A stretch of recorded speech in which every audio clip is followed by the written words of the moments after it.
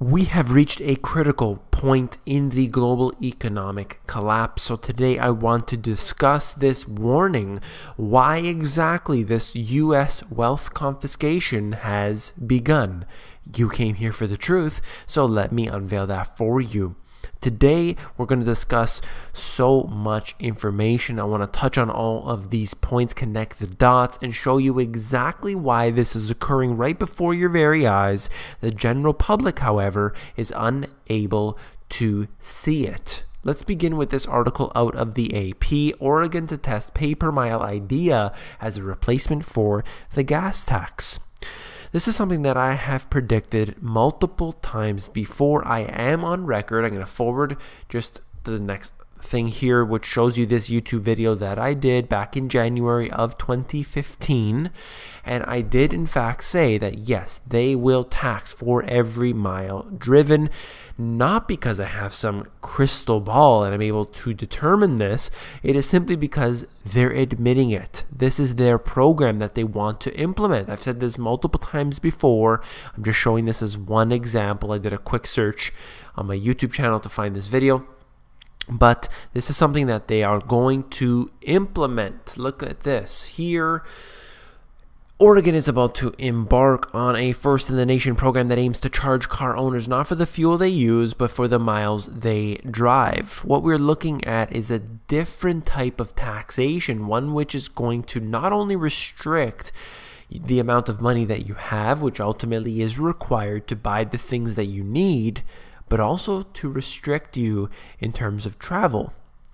Starting July 1st, we're going to have this 5,000 volunteers in Oregon. They can sign up to drive with devices that collect the data on how much they have driven and where. This is, might be something 1.5 cents. This may equate to a cheaper ride altogether. But what about when they increase that? Are you going to have the ability to say no to this program? If you've already opted in, can you opt out? This is going to be implemented not only nationwide, but all around the world, and they will in fact use this as a primary means of restricting the travel for people. They're going to continue to increase the rates. They're also saying that this is going to be voluntary. People are able to sign up if they feel it necessary. They put this tracker chip in their car and then they will get taxed for every mile driven. This will be implemented, if not already, on every single brand new vehicle, and then you will not be able to opt out of it. This is simply a way for them to create these mega cities, to pull people away from the rural areas, and in order to travel from one place to another, they're going to have to use the mass transit systems, and this will be exactly what they've been describing throughout Agenda 21. This is a public document that we can look at specifically. In fact, I want to do a video, which I've done many times before, but new information is always being unfolded, and we need to look at Agenda 21 because this is exactly what it is and is being really displayed for us right before our very eyes. This is the video that I had shown you a moment ago, and this article is out of the Financial Times. We're talking about HSBC becoming one of the biggest global banks to say it will begin charging clients on deposits in their basket of European currencies. This is how it begins. It's not something that occurs overnight. There isn't a global economic collapse that you wake up in the morning and your stocks are at zero, although it could happen. It usually happens slowly but surely. What we're looking at right here is capital controls. We're looking at negative interest rates that are taking place. HSBC has written to other banks to warn it will start charging them for deposits on euro, Swiss francs, Danish krones, the Swedish krona, all currencies of countries that have negative interest rates at its UK, German, and Hong Kong operations for this summer. We have seen the capital controls take place in the US, just for example, and this is something that slowly occurs. They implement this only on the richest of the rich people, or only on people with foreign accounts, or only on this and that, and slowly but surely, it's everybody.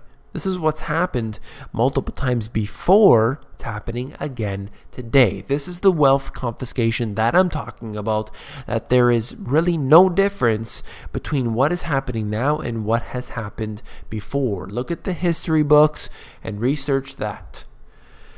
Here, this article out of CNBC, at a time when 8.5 million Americans still don't have jobs, some 40% have given up even looking. So what does that do? It takes their numbers, it pushes them off the statistics. The revelation contained within this new survey shows how there's much work to be done, of course, and the labor force participation rate remains at near 37-year lows. I consistently, probably 50 times, maybe 100 times, quote the labor force participation rate, showing you the new data as it comes out. 37-year lows. This isn't something to joke about. This isn't something that we just look at and we just say, well, you know, I've seen it there before, 37-year lows, whatever. This is a very, very important indicator, probably in the top 10, if not the top 5 most important indicators of the health of any economy. How many people are working? You have a very serious problem here. All of the data is adding up, and this happens to be one of those. The GAO, obviously being a very important group, the Government Accountability Office, they do analysis on what the government is spending, and they were the ones who, in fact, showed us all of this current administration's issues with racking up a considerable amount of debt. And we're looking at domestic food assistance today. The federal government spent over $100 billion on 18 domestic food assistance programs in fiscal year 2014. Obviously, the food stamps being the primary cause here. But if you look into this, they break it down. There are 18 different programs that they have, among others. But you're looking at those, about $100 billion worth. That's a lot of money being spent on food assistance for people within the US. Think about that, $100 billion just to get people to be able to eat. And then, of course, you break it down and you need to realize that there are over 100 million, I believe it's nearly 110 million people that are receiving this food assistance. Well over $100 billion, and you're looking at 100 million people, 110 million people that are receiving food assistance. This is an incredibly shocking number. I believe it's now, 47 million people on the SNAP program, literally needing the government's money to eat. And then you have the other programs where you have 110 million people on some sort of food assistance program. The U.S. is broke. Look at this. Out of Bloomberg, 6 years after the recession ended, many U.S. states are hard-pressed to balance the budget because of the sluggish recovery and their own policy decisions. There has never been a recovery. I don't even know what they're talking about here, but of course, this is the mainstream media, so you have to take it like it is. State revenue hasn't rebounded to a pre-recession peak. Adjusted for inflation and other factors are putting pressure on the budgets. What about the fact that 50 million Americans are on food stamps? They can't even eat. How are they supposed to get back into this zone? The states, just like the individuals, are hard pressed for cash. They don't have that. They're in debt. Why? Because the problem isn't being fixed. In my book, I talked about this. A key point to mention that the Federal Reserve did not intervene in the crash in 1920. I'm not talking about 1929, the Great Depression. I'm talking about the crash of 1920. In fact, in the historical analysis portion of the book, there are 4 different sections. In the historical section, I begin with 1920. Because that's the example of what they should have been doing every single crash since, but they failed. They didn't do that. And this individual here, this economic historian, states that despite the severity of the contraction, the Fed did not move to use its powers to turn the money supply around and fight the contraction. And guess what?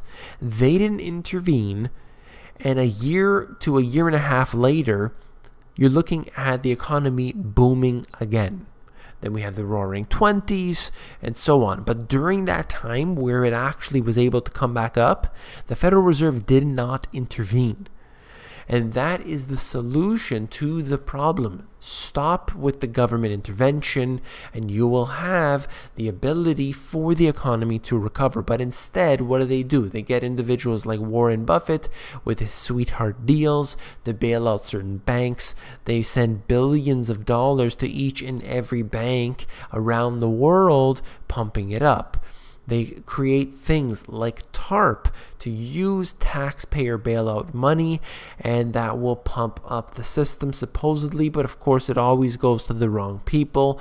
You have the programs that are complete failures. Look at what happened with Solyndra. Look at all of the different solar companies that are great in, their idea, but ultimately were just a way to funnel money from the individual, from the taxpayer, and funnel that towards certain individuals or corporations.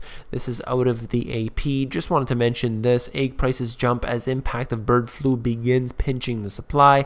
58% higher than they were a month ago when the bird flu first hit Iowa chicken farms. Now, I'm not talking about the situation that's going on. What I want to address is the fact that 58% in a short period of time, we're talking about a hyperinflationary scenario in this one specific piece, this one indicator. 58% in such a short period of time. Now, what would happen if it was 58% on all food prices? What are you going to do? How are you going to survive? Can you deal with that kind of rise? What if it's 58% every single month? What if it was 50% year over year? When you really look into this, are you able to survive if we do encounter massive levels of inflation, hyperinflation, whatever have you? What about the wages are in a deflation and the food prices and electricity prices that are in an inflation as we see today?